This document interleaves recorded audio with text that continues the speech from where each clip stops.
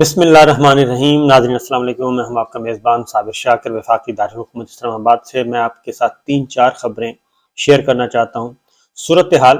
اچھی نہیں ہے، بلکہ صورتحال انتہائی خراب ہے، کیونکہ ہم آپس میں دست و گریبان ہیں، لڑائی عروج پہ ہے، پولیٹیکل پلیئرز آپس میں لڑ رہے ہیں، اور پولیٹیکل پلیئرز کے ساتھ ساتھ اسٹیبلشمنٹ کے ساتھ ملٹری اسٹیبلشمنٹ، ملٹری لیڈرشپ، ان کے حالات بھی کوئی اتنے اچھے نہیں ہیں۔ آپس میں پولرائزیشن بہت ہو چکی ہے، پاکستان میں پولرائزیشن ہر لیول پہ ہو چکی ہے، ہر جگہ پہ ہو چکی ہے۔ کوئی ادارہ بھی کوئی معاشرے کا کوئی بھی سیگمنٹ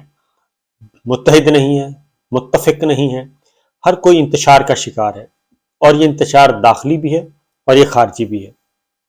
اور اس سے فائدہ کون اٹھا رہا ہے؟ اس سے فائدہ سب سے زیادہ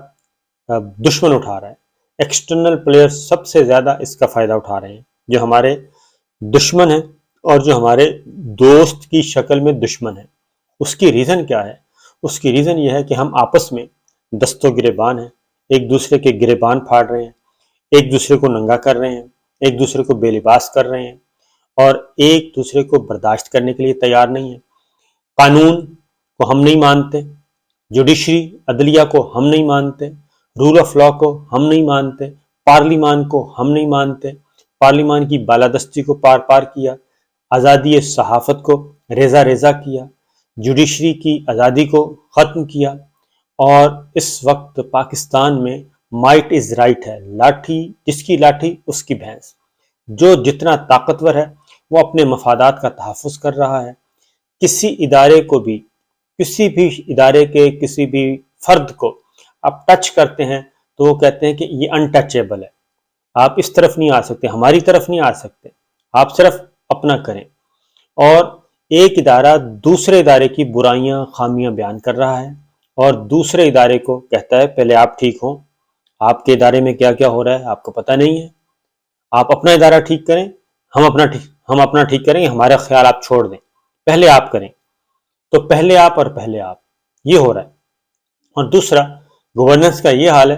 کہ گورننس نام کی کوئی چیز نہیں ہے۔ ہائیبریڈ سسٹم بدستور چل رہا ہے، ہائیبریڈ سسٹم 100% چل رہا ہے۔ جو ہمیں نظر آ رہا ہے وہ ہے نہیں، جو ہمیں نظر نہیں آ رہا وہ اصل میں حقیقت ہے، اور وہ صحیح نہیں ہے۔ یہ سارے معاملات چل رہے ہیں، ہمیں حکمران کوئی نظر آتے ہیں اور حکمرانی کسی اور کی ہے۔ فیصلہ بالکل کیا گیا، اناؤنس کیا گیا ہے کہ ہم اے پولیٹیکل ہیں، آرمی چیف نئے آ چکے ہیں، ان کو جو بریفنگ دی جا رہی ہیں ان میں کچھ اور ہی بتایا جا رہا ہے، اور وہ ایک جو سابقین جو ہیں، سابقین کا ابھی تک تسلسل چل رہا ہے۔ یہ صورتحال ہے، اور پاکستان کے ایک بہت بڑی تعداد جو ہے اس میں ہماری ملٹری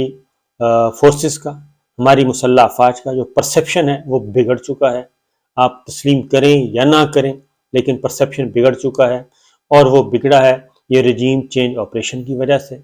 اور اس کو لوگوں نے تسلیم نہیں کیا۔ اور یہ پہلا موقع ہے کہ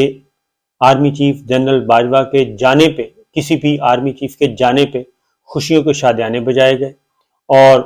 ایک کمپین لانچ کی گئی، وہ بھی ہمیں نظر آئی۔ اس کی ریزن یہ ہے کہ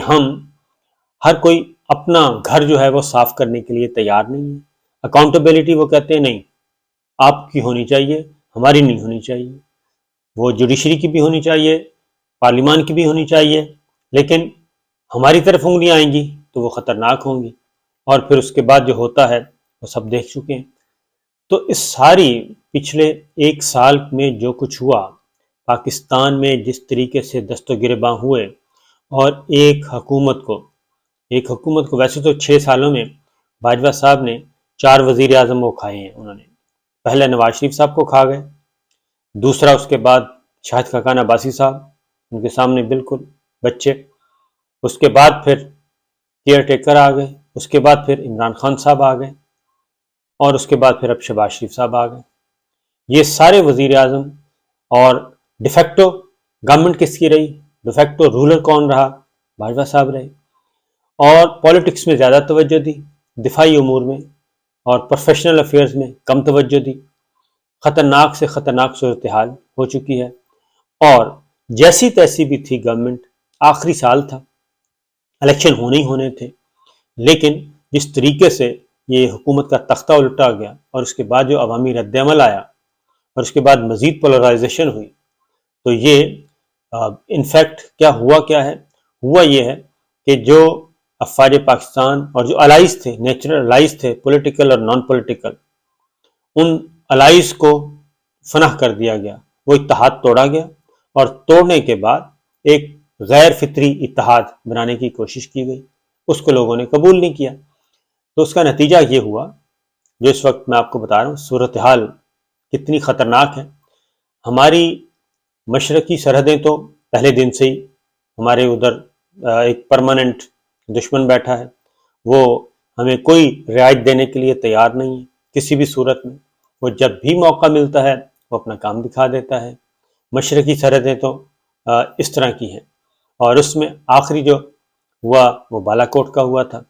وہ اس کے بعد پھر ابھینندن ہوا، اس کے بعد ہمارے کسی قسم کے پھر 5 اگست 2019 کا جو ہوا انہوں نے کشمیر کے معاملے میں کیا، اور کشمیر کے معاملے میں جو کچھ ہندوستان نے کیا وہ ہمارے سامنے، اور اس کے بعد سے ڈیڈ لاک ہے، ٹاکنگ ٹرمز ختم ہیں، بیک ڈور چینل پہ کوئی اکا دکا ہوئیں انگیجمنٹ تو ہوئیں، اس کے علاوہ کوئی نہیں ہوئی، اور اس پہ بھی کشمیر پالیسی عمران خان صاحب یعنی کہ گورنمنٹ کی، سول گورنمنٹ کی اور باجوہ صاحب کی اور تھی، اسرائیل پالیسی گورنمنٹ کی اور تھی، باجوہ صاحب کی اور تھی، امریکہ پالیسی گورنمنٹ کی اور تھی، باجوہ صاحب کی اور تھی، چائنا پالیسی گورنمنٹ کی اور تھی، باجوہ صاحب کی اور تھی، ایران پالیسی، سعودی عرب پالیسی، ایران ترکی پالیسی، یعنی کہ اس میں سب میں ڈفرینسز، روس پالیسی، روس سے تعلقات، پاکستان گورنمنٹ کی اور باجوہ صاحب کی اور، تو یہ ساری چیزیں، اتنے جب اختلافات اور ساری دنیا کو پتہ ہو کہ آپس میں یہ ہیں، ہوتا کیا تھا، گورنمنٹ کے ساتھ امریکہ کے تعلقات مکمل کٹی، کوئی رابطہ شابطہ نہیں ہے، باجوہ صاحب کو گھنٹوں گھنٹوں فون کال آتی تھی، امریکی وزیر خارجہ کی بھی، ملٹری آفیشلز کی بھی، سفیر اتنے چکر ادھر وزارت خارجہ کے نہیں لگائے، امریکی سفیر نے، یورپین امبیسیڈرز نے جتنے چکر انہوں نے باجوہ صاحب کے ملاقاتیں کی ہیں، ریکارڈ نکال کے دیکھ لیں، جو ایک پیرلل سسٹم چل رہا تھا، ایک اسلام آباد میں چل رہا ہے، ایک پنڈی میں چل رہا تھا، تو یہ سچویشن تھی، اس میں کوئی مبالغہ نہیں ہے، تو ان سے فائدہ اٹھاتا ہے دشمن، فائدہ اٹھاتے ہیں، اور ہم آپس میں لڑ رہے تھے، لڑ مڑ رہے تھے، ابھی بھی ایسا ہی ہو رہا ہے، اور ہمارے کام، ہماری ترجیحات کیا تھیں؟ ہماری ترجیحات تھیں کہ ایک اور لیڈر کو فنا کرنا ہے، ایک اور پولیٹیکل پارٹی کو کرش کرنا ہے، یہ ترجیحات تھیں۔ 29 نومبر سے پہلے کی باتیں کر رہا ہوں میں ساری، یہ ترجیحات تھیں 29 نومبر سے پہلے کی، کہ اپنے اپوننٹ کو کرش کرنا ہے، صحافت کو ختم کرنا ہے، میڈیا ہاؤسز کو منہ بند کروانا ہے، اور جو کچھ ہوا ہمارے سامنے ریپیٹ کرنے کی ضرورت نہیں ہے، اور جو بھی اس وقت ہوا غیر انسانی سلوک کیے گئے، اس کا فائدہ کیا ہوا؟ اس کا فائدہ دشمن نے اٹھایا ہے، مکمل طور پہ اٹھایا ہے، اور ہماری مشرقی سرحدیں تو تھیں، ہماری مغربی سرحدیں جو ہمیں سکھ کا سانس آیا تھا، ہم نے 20 سال دہشت گردی کے خلاف جنگ لڑی، پرویز مشرف صاحب کے زمانے سے شروع ہوئی، اور پھر قیانی صاحب، اور پھر راحیل شریف صاحب، اور پھر باجوہ صاحب کے پہلے 3 سال، آخری 3 سال نہیں، ایکسٹینشن کے بعد والے تو باجوہ صاحب کی زندگی اور تھی، ان کا ڈاکٹرائن ہی تبدیل ہو گیا، سارے کا سارا فنا ہو گیا، جو پچھلا تھا وہ فنا نیا شروع ہو گیا، ایکسٹینشن کے بعد وہ ایک نئے باجوہ صاحب تھے، اور نیا ایجنڈا تھا ان کا، نیا پروگرام تھا جس سے کوئی واقف نہیں تھا، ادارہ بھی واقف نہیں تھا، تو اس لیے اور متحد ادارے بھی واقف نہیں تھے، وہ ایک اور ہی چیز تھی، اور ہی دنیا تھی۔ اور اس کے بعد ہوا کیا ہے، افغانستان میں ہمیں سکھ کا سانس آیا تھا کہ جناب ٹھیک ہے، غیر ملکی افواج نکل گئیں، بات چیت ہو گئی، بہت قریب آ گئے، معاملات ٹھیک ہونے شروع ہو گئے، اشرف غنی صاحب کی حکومت ختم ہو گئی، افغان طالبان آ گئے، وہاں پہ جو بھارت کے قونصلیٹ خانے تھے وہ بھی دفع ہو گئے، وہ بھی بند ہو گئے، جو کہ سازشوں کے تانے بانے تھے۔ اس دوران ہم نے پاک افغان بارڈر پہ ہم نے باڑ لگائی، طویل ترین بارڈر، کئی کلومیٹر، سینکڑوں کلومیٹر، وہ باڑ لگائی، اور اس کے بعد ہم نے سکھ کا سانس لیا۔ اشرف غنی حکومت نے اس کو ایکنالج کیا، کبھی کوئی رکاوٹ کھڑی نہیں کی، اور باہمی رضامندی کے ساتھ یہ سارا کچھ ہوتا رہا۔ تو یہ سارا ایک طویل جنگ کے بعد، دہشت گردی کے خلاف جو جنگ تھی، اس میں ہمارے فوجی جوان، ہمارے افسر، ینگ آفیسرز جو ہیں، کوئی لیفٹیننٹ ہے، کوئی کیپٹن ہے، کوئی میجر ہے، کرنل ہیں، لیفٹنٹ کرنل ہیں، سپاہی ہیں، یعنی کہ ہر لیول کے اور 3 اسٹار تک، وہ سارے انہوں نے قربانیاں دیں، اور ایک ماڈل تھا دنیا بھر کے لیے کہ دہشت گردی کے خلاف جنگ کیسے لڑی جاتی ہے۔ ہم نے اپنے گھر کی صفائی کی، اور گھر کی صفائی کرنے کے بعد سکون لیا۔ ضرب عضب سوات آپریشن سے سلسلہ شروع ہوا، ضرب Azb, Radd ul-Fasaad, national action plan, national action program, یہ کچھ ہوا نہ ہوا ہو، اس مسئلے پہ گورنمنٹ نے، سول گورنمنٹ کوئی بھی آئی، وہ خواہ زرداری صاحب کی تھی، گیلانی صاحب کی تھی، پرویز اشرف صاحب کی تھی، نواز شریف صاحب کی تھی، اس کے بعد شاہد خاقان عباسی صاحب، عمران خان صاحب، بلائنڈ فل ٹرسٹ کیا، اور فل خرچے ورچے جو مانگا وہ دیا گیا، اور پاکستان نے اپنے آپ کو محفوظ کر لیا، اور دنیا اس کی مثال دینے لگی۔ اور اس کے بعد افغانستان کابل کا جب فال ہوا، اس کے بعد پھر اس دوران بتایا کہ میں نے بالا کوٹ پھر آیا، 27 فروری آیا، ابھی نندن آیا، وہ سارا سیگمنٹ، تو بھرپور طریقے سے یہ کام کیا۔ لیکن پھر یکا یک ڈکلائن کی طرف چیزیں آنا شروع ہو گئیں، اور اس کے بعد یہ جب سے رجیم چینج ہوا ہے، دنیا ہی بدل گئی ہے۔ انٹرنلی چھوڑ دیں آپ، ایکسٹرنلی ہمیں کتنا نقصان ہوا۔ انٹرنلی تو ہماری اکانومی تو بالکل ستیاناش ہو چکی ہے، صرف اناؤنسمنٹ باقی ہے، اور ڈیفالٹ ہونے میں کوئی اور کسر نہیں رہ گئی، الا یہ کہ کوئی دوست ملک ہمیں کوئی ہماری جھولی میں ڈال دے اور کوئی قرض ورز دے دے، لیکن ہمارے عللے تللے بالکل ختم نہیں ہو رہے۔ یعنی پریورٹی ڈار صاحب اور رجیم چینج اور وہ ڈرائنگ روم میں جو بریفنگز دی جاتی تھیں، اس میں تو یہی تھا کہ بس یہ انہوں نے بہت ستیاناش کر دیا ہے۔ اب وہ اعداد و شمار اور آج کے اعداد و شمار زمین آسمان کا فرق ہے، اور ہمارے پاس زر مبادلہ کے ذخائر نہیں ہیں، جو ہیں 6 ارب ڈالر، وہ چائنا اور سعودی عرب کے ہیں، وہ ہم استعمال نہیں کر سکتے، اور باقی رہ گئے 40-50 کروڑ رہ گئے ہیں۔ یہ ہے گراؤنڈ کی سچویشن، حقیقی صورتحال، اعداد و شمار۔ اور داخلی طور پہ ہر چیز، گورننس نام کی کوئی چیز نہیں، اور ہر کوئی جتنا جو گھی والا ہے، دالیں والا ہے، سبزی والا ہے، کوئی بھی ہے، اور کاروں والے ہیں، سب اپنی اپنی پسند کی قیمتیں ہیں، اپنی اپنی ریٹ آف اسٹیٹ نام کی کوئی چیز نہیں ہے۔ یہ ہو رہا ہے۔ اس دوران بجائے اس کے کہ توجہ ادھر دی جاتی، تو باجوہ صاحب نے بھی سب سے زیادہ، جب سے یہ 9 اپریل 9 اور 10 اپریل کی درمیانی شب سے سلسلہ شروع ہوا ہے، انہوں نے بھی 9 اپریل سے لے کے 29 نومبر، 28 نومبر، 27 نومبر تک، جب تک کہ نوٹیفیکیشن نہیں ہو گیا، تب تک انہوں نے بھی کوئی اور کام نہیں کیا۔ انہوں نے یہی کہ ایکسٹینشن کیسے لینی ہے، ایکسٹینشن، یا پھر میرا نامینی آ جائے، اور کچھ نہیں کیا۔ ٹوٹل ان کی مصروفیات یہی رہی ہیں۔ تو اس دوران ہوا کیا ہے، اس دوران پاک افغان بارڈر جو ہماری باڑ ہے، وہ انہوں نے اکھاڑنی شروع کر دی۔ اب ہم اندازہ کریں، افغان طالبان، افغان بارڈر فورسز، وہ جیپیں لے کے آتے ہیں اور اکھاڑ دیتے ہیں، اور ہماری طرف سے مکمل سناٹا۔ اس کے بعد پھر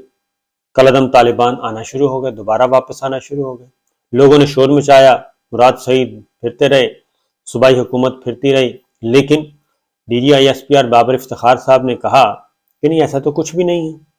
آپ اندازہ کریں، انہوں نے کہا ایسا تو کچھ بھی نہیں ہے۔ پہلے تو ڈینائل موڈ میں رہے نا، انہوں نے کہا نہیں ایسا کچھ بھی نہیں ہے، کیونکہ باقی پریس کانفرنسیں لمبی ہو رہی تھیں، اور ایک ہی 1 پوائنٹ ایجنڈا تھا کہ کسی بھی طریقے سے پاکستان تحریک انصاف اور عمران خان اور ان کے جو ان کا نام لے گا ان کو ذبح کرنا ہے، کسی بھی طریقے سے کرنا ہے، اور کچھ نہیں تھا۔ یہ پاک افغان بارڈر پہ اب انہوں نے حملے شروع کر دیے، ہمارے چمن کے شہر پہ انہوں نے گولہ بارود پھینکا ہے افغان بارڈر فورسز نے۔ یہ لیول آ گیا، اور ہمارے شہری جو ہیں وہ شہید ہو گئے ہیں۔ یہ ہے سچویشن اس وقت کہ افغان بارڈر فورسز کہاں افغان طالبان کے ساتھ ابھی ہنا ربانی خیر وزیر مملکت برائے امور خارجہ کابل کا وزٹ کر کے آئی ہیں، ٹھیک ہے، لیکن نتیجہ کیا نکل رہا ہے؟ نتیجہ یہ نکل رہا ہے ہماری افغان پالیسی بھی گئی اور ہمارا سب کچھ گیا، روس سے تعلقات، ہمارے تعلقات خراب ہو گئے، چائنا سے ہم دور ہو رہے ہیں، وہ چائنا ہمارے قریب ہے، ہم چائنا کے قریب نہیں ہیں، کیونکہ یہ جو رجیم چینج ہوا اس کے بعد ایک طرف انڈیا کو دیکھ لیں، وہ روس کے ساتھ کیسے ڈیل کر رہا ہے اور ہم کہاں ڈیل کر رہے ہیں، پاک افغان بارڈر بھی صورتحال خراب، پاک ایران بارڈر بھی صورتحال خراب، اور ادھر بھی وہ دھمکیاں شمکیاں دے رہے ہیں، اور ایسے لگ رہا ہے، اور انٹرنلی اکانومی کولیپس کر گئی ہے، اور پولیٹیکل انسٹیبلٹی ڈسٹیبلٹی اتنی زیادہ ہے، اتنا ڈسٹیبل ہو چکے ہیں ہم کہ تصور نہیں کیا جا سکتا، اور ٹاکنگ ٹنگ ہے نہیں ہے، اور زبان دیکھ لیں آپ پولیٹیکل لیڈرز کی، ایک دوسرے سے بڑھ چڑھ کر ایک دوسرے کو دشمن جانی دشمن سمجھ رہے ہیں، اور یہی situation D G I S I کی press conference, D G I S P R کی پریس کانفرنس، کاش وہ پریس کانفرنس ہوتی، ہمیں جو ایکسٹرنل خطرات تھے، انٹرنل جو خطرات تھے سیکورٹی کے اس پہ ہوتی، ساری کی ساری پولیٹیکل تھی، کہا گیا ہم اے پولیٹیکل ہیں، پریس کانفرنس ساری پولیٹیکل، سارے پولیٹیکل ایشوز، کوئی ایسا نہیں رہا جو تھا نہیں، اور اس میں ایسے لگا کہ پتہ نہیں اب اس سے پہلے کیا ہوا کیا نہیں ہوا، تو یہ ہے سچویشن اس وقت، تو ضرورت یہ ساری صورتحال کی ضرورت یہ ہے کہ نئے آرمی چیف آئے ہیں، ان کو بھی ان کو وہ ابھی اپنی وہ کر رہے ہیں، ابتدائی نوعیت کی بریفنگز لے رہے ہیں، اور یہ کام ہو گیا، تو میرا خیال ہے کہ ضرورت ہے کہ ہماری پولیٹیکل ملٹری لیڈرشپ یہ اپوزیشن اور حکومت کا کھیل ختم کریں، آپس میں بیٹھیں اور بیٹھ کے جس ادارے کا جو کام ہے وہ کرے، اور ایک مشترکہ فورم پہ جو ہمیں خطرات لاحق ہیں وہ خطرات ان کو نمٹا جائے، اور اس میں کم از کم ہم ایک ہو جائیں، اور اس میں صدر مملکت اہم رول ادا کر سکتے ہیں، بہت زیادہ اہم رول ادا کر سکتے ہیں، وہ سپریم کمانڈر ہیں، لیکن ایک سیلف ریسپیکٹ ہونی چاہیے، لیکن اس وقت یہ ہے کہ جو سب سے بڑی اور پاپولر جماعت ہے ابھی بھی ایجنڈا یہی ہے کہ اس کو کسی طریقے سے فارغ کر دیں، الیکشن کمیشن آف پاکستان ہو یا باقی ہوں، وہ اسی پہ لگے ہوئے ہیں کہ ان کو فارغ کر دیں، کیونکہ فٹ پرنٹس ایسے ہی ہیں، فٹ پرنٹس ایسے ہی ہیں، نئے آرمی چیف کو موقع عمران خان صاحب نے بھی کہا ہے، میں بھی یہی کہتا ہوں، ہمیں اچھے کی توقع ہے، جناب عاصم منیر صاحب سے اچھے کی توقع ہے، لوگ بے شک جو بھی کہتے رہیں لیکن ہمیں پھر بھی اچھے کی توقع ہے ان سے، اور بہت زیادہ اچھے کی توقع ہے، تو ٹائم دینا چاہیے، لیکن اس دوران یہ کام بھی ہونا چاہیے، صدر مملکت آگے بڑھیں اور یہ کام شروع کریں، ورنہ ہم داخلی طور پہ بھی اور ہمارے چاروں طرف ایک سرحد محفوظ ہے ہماری، اور وہ ہے پاک چائنا، اس کے علاوہ کوئی سرحد ہماری محفوظ نہیں ہے، نہ دوست ہمارے نہ دشمن ہمارے، یہ ہو رہا ہے جناب، باقی آپ لوگوں کی مرضی ہے، آپ سب لوگ ماشاءاللہ سے 60 سال 65 سال 70 سال کے اوپر ہیں، سینئر سٹیزن میں آتے ہیں، تجربہ سب سے زیادہ ہے، لیکن ایسے لڑ رہے ہیں، دشمنیاں ایسی ہیں، ایگو سے باہر نہیں نکل رہے، اور ایک دوسرے کو ذبح کرنے کے چکروں میں ہیں، اپنے چھوٹے چھوٹے مفادات کے لیے، اپنی ذاتی سروائیول کے لیے، اس سے ذرا تھوڑا سا نکلیں، یہی گزارشات تھیں، اجازت دیجیے، اللہ حافظ۔